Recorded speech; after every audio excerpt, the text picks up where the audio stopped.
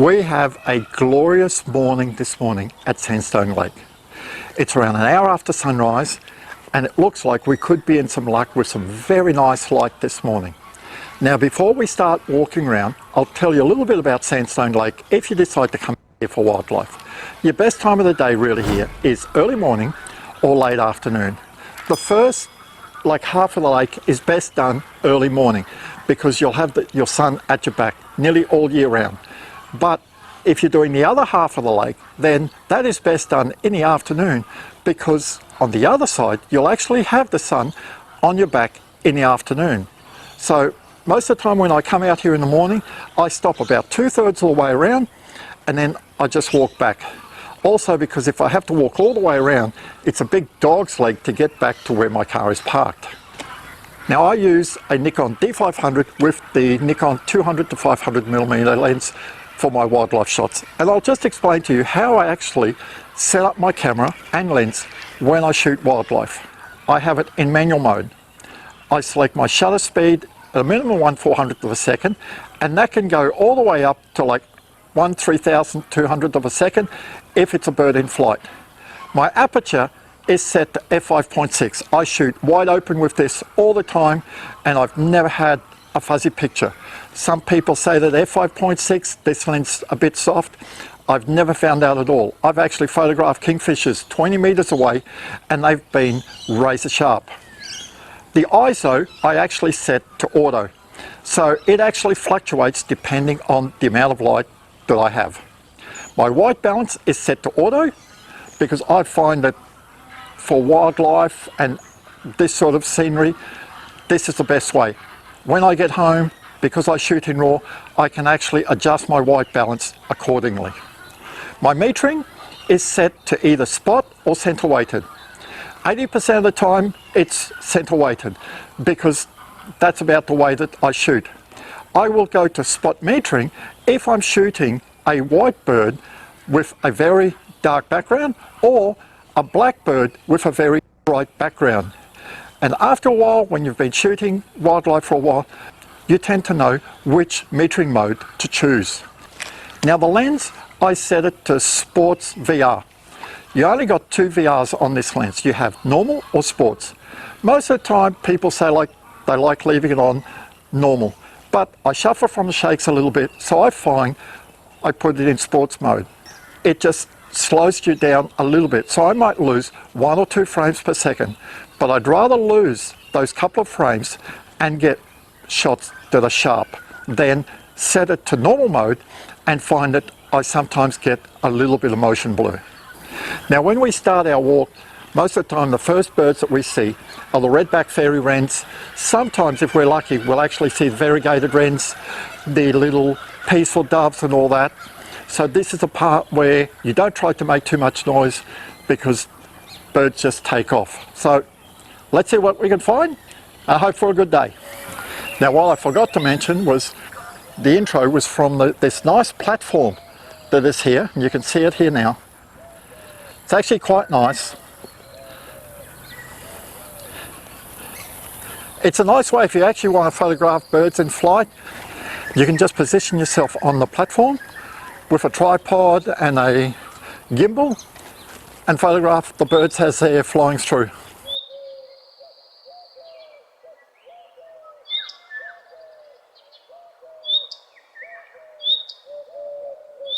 Now it's been about 5 months since I've been here. It just got too hot late last year. Today we're forecasted 33, but I'll be well and truly home by the time it hits that. Now the more times you actually go out into nature like this, especially photographing birds, you end up getting tuned in to the bird calls. So I can actually hear a lot of Australian ibises, darters and all that. But the wrens and all that are very easily to pick because they just make a totally different sound. So just stop for a couple of minutes just to photograph this magpie goose that was actually just sitting on a fence post. There's a lot of little young birds here. We've got some swamp hen chicks. Oh, and we've got some wood ducks here. This is normally one of my first spots that I stop here. Always provides me some good photos. So we've actually got some Australian white ibises. We've got some wood ducks. We've got a small pied cormorant. So let's take some photos. And there's a cormorant. Now, we've got a white ibis here. When you're photographing wildlife, just take your time a little bit. I know sometimes you might feel a bit rushed, but if you take your time and you frame your shots properly, sometimes we're forced to actually frame it in the middle, but if I've got the time, if the bird is stationary, I still try to use the rules of thirds. I'm not putting the bird in the middle because this gives me my maximum chance of actually framing the shot when I'm editing it. Oh, we've got some wood ducks here. There's hardly any, there's no wind on the water and I'm getting some really nice reflections. The male has just gone hidden from view here, but the shot that I showed you, oh there's the male, he's actually already on land. For the wood ducks, the males and females are very easily discernible. The male has got a darker head than the female, and sometimes its plumage is a little bit better covered. Now the Australian white ibises actually will nest nearly all year round apart from midwinter, and I can actually see here in front of me, see if I can take a photo, we've got a young Australian ibis begging, it's being actually fed by its mum or dad. And you see the photos here? Look at that, so cool. Let's keep cracking and moving on. Now I'm actually using a little light stand for my Osmo 3 mobile here today, so I don't have to put it away all the time. I could hear the ibises, they're actually nesting. I'll zoom in a bit so you can see them. Can you see them there? Look at that. They're all stacked up together. So I'll just stop for a tick, we'll take some photos and then we'll start again. So look at these shots I've just got of the young ibises. Now ibises normally have 2 chicks per nest. And the ones I just photographed, each nest had 2 chicks, so they're a very prolific breeder. Some people call them bin chickens because they have a tendency of being found around refuge tips and all that. Well, I was able to get a couple of photos of that little wren. Just a female, the male just kept hiding, so I wasn't able to get him. Oh, we've actually got some darters here. Now this area here, I'll actually pan over here. Just in these trees here, I know we're sort of backlit so you can't see too well, but we've actually got some darters, we've got some ibises, and we've also got some little pied cormorants all nesting in the same tree. Now let's see if we can get some photos of these. So I was able to get a couple of photos, not really what I wanted. The light is very annoying here. I saw a couple of wattlebirds, but these birds are just so hard to get out in the open. They just hide amongst the trees. Spent about 10 minutes trying to get a photo of it without any success. Again, here we've actually just got some little wrens in front of us, but I can just see the females. Now you'll only tell them apart in breeding season because when they're out of breeding season, the males just about go all grey like the females, so it's a bit hard to tell which is which when they're not in breeding season.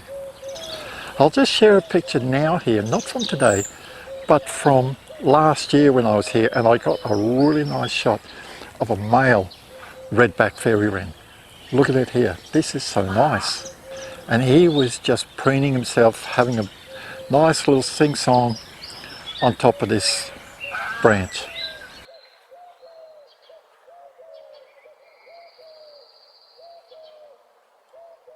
Now, like always, when you're out here photographing birds and other wildlife, it's really a hit and miss affair.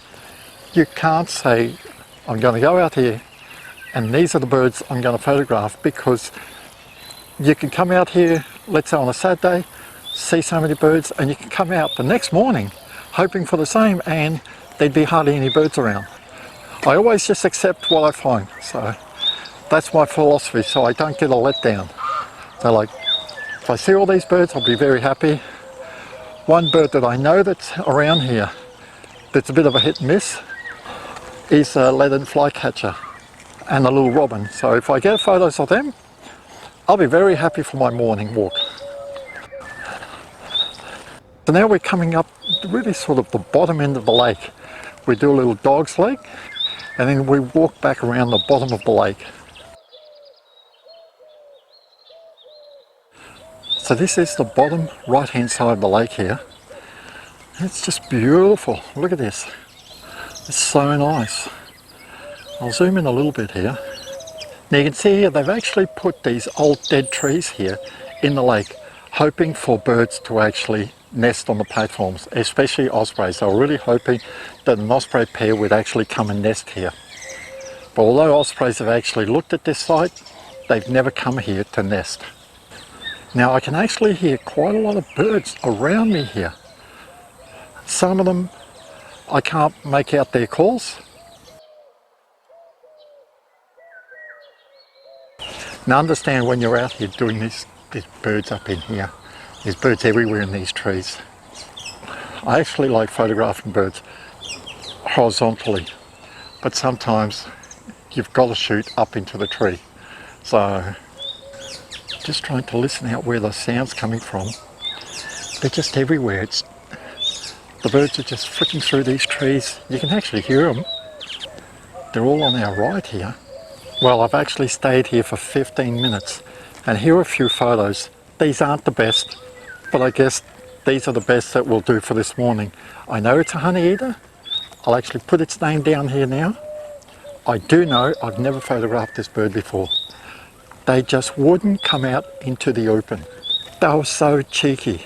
If I tried to get close to them, they would just move further back into the brush. So basically stood still for 10 minutes until I got the couple of last shots here.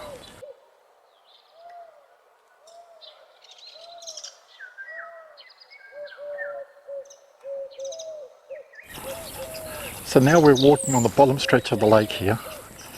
Just a fairly long road. This is always a very hard spot to photograph because, as you can see by the shadows, early morning the sun is just beating down on you from the left here. So if there's any birds on the left hand side of the path, you've actually got to be struggling to actually photograph them. If they're on the right hand side of the path, you got much better chances.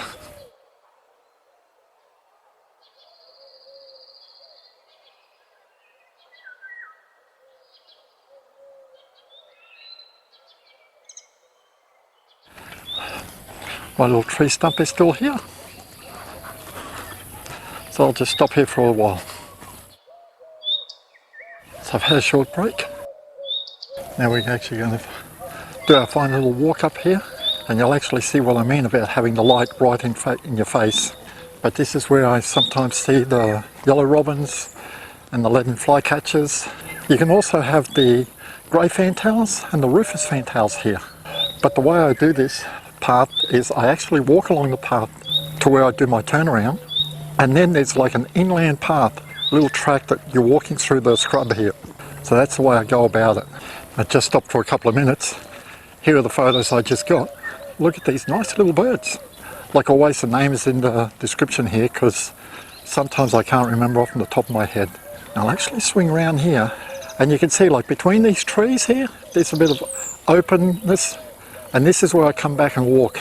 But if I was actually walking along here right now, the sun's in my face. Too hard to get good photos. So we just walk along the path until we get to the end, and then we just double back inside this area here. So we've just about reached the end of this path here where I do a turnaround. But I'll walk a little bit further than my turnaround point just to give you an idea of how far I actually walk. Okay, so this is it. Now, I'm actually just going to walk back along the tree line here. And now we're going to have the sun behind us, so the light will be so much better. As you can see here, look at that. The light is so much better. Now, I'm actually going to have to walk a little bit back towards the path. I actually walked a little bit too far, so I've got to come back inside there. This tree is just too big to walk through. This is where I often see grey fantails, so. Now it does pay to actually wear boots when you're walking through here. You never know what creepy crawlies are on the ground. We'll go close to the water here. You'll actually see where we are compared to where we started this morning. So directly across from us here is a pontoon where we actually started our walk this morning. And I'll share a screenshot of the map here of this lake. The green line outlines where I've actually just walked. So you can see we've actually done a fairly decent walk already. Now we're actually just going to backtrack along our path. But like I said, we're going to walk through the brush here.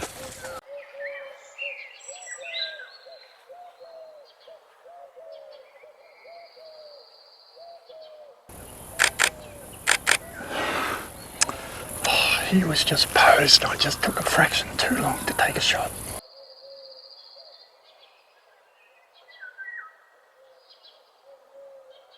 Now we've just got to walk back up towards the path here and then walk back down again. So it looks like we could have slim pickings today. There's not much around here at all, but that's okay. Still happy to be out here.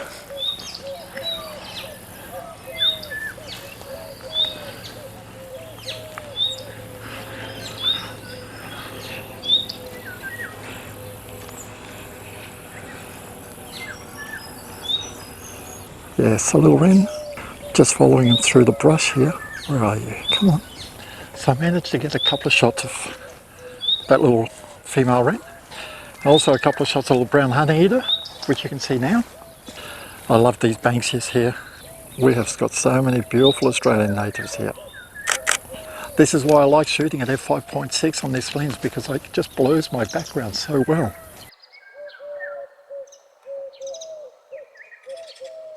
Oh, an egret. I don't know why, but for some reason the water birds here are just so spooky.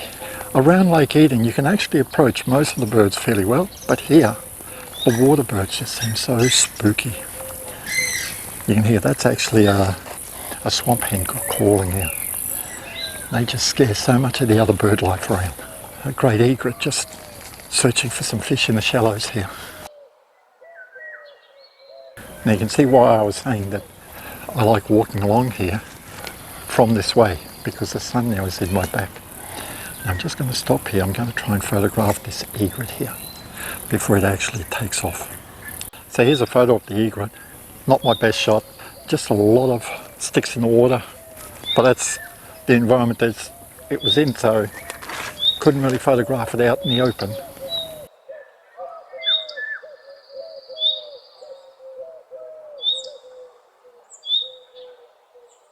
So here's a photo of magpie geese, just standing right on top of this small tree. For such a big bird, they're quite agile when they actually land. One bird that I've never seen here is a pelican. Don't know why. I've never seen pelicans here.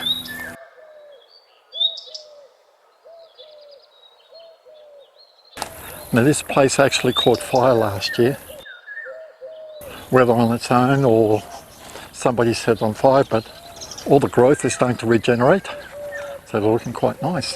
Just want to see if there's anything out here on the edge. Oh. A couple of ibises.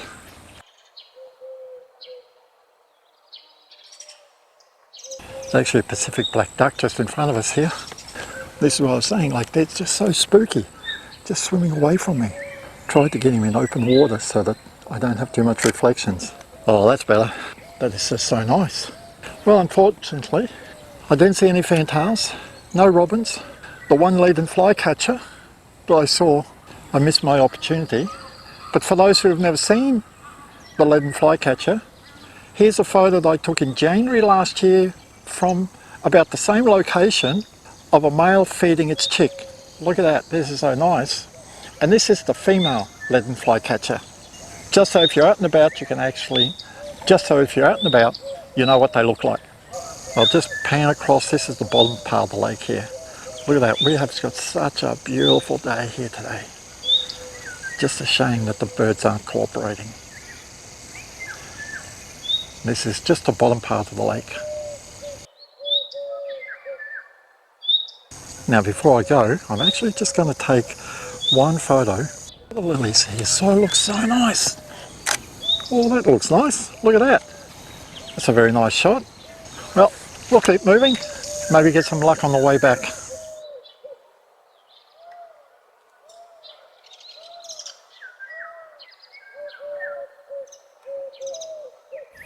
Now it's very close to 9 o'clock.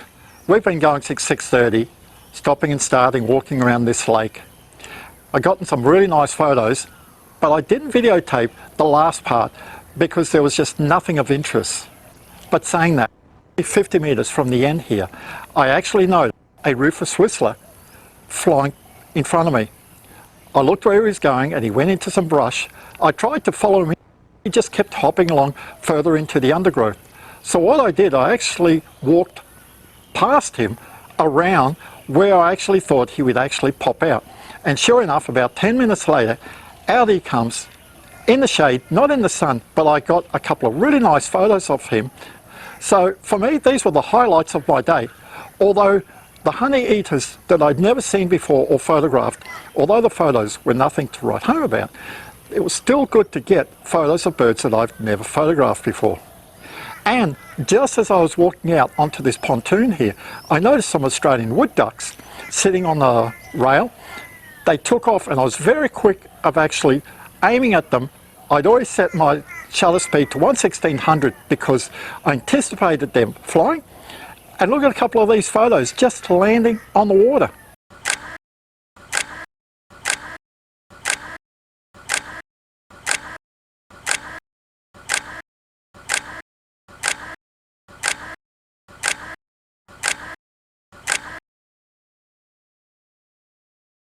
This is how quick the Nikon D500 can actually focus. Then, just as they'd landed, I noticed from my left this Australian white ibis just graciously flying past, quickly just zoomed on it and tracked it as it actually flew past me.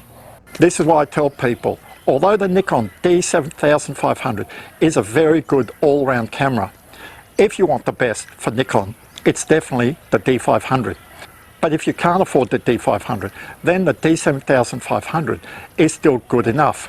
Now, I wouldn't have nailed every single shot there with the 7500, but I would have still had a couple of shots that I would have been very happy with. Now, if you've enjoyed watching the video, give me a thumbs up. I'd appreciate if you'd subscribe to my YouTube channel. I'm Charles for Charles in Photography. See you next time.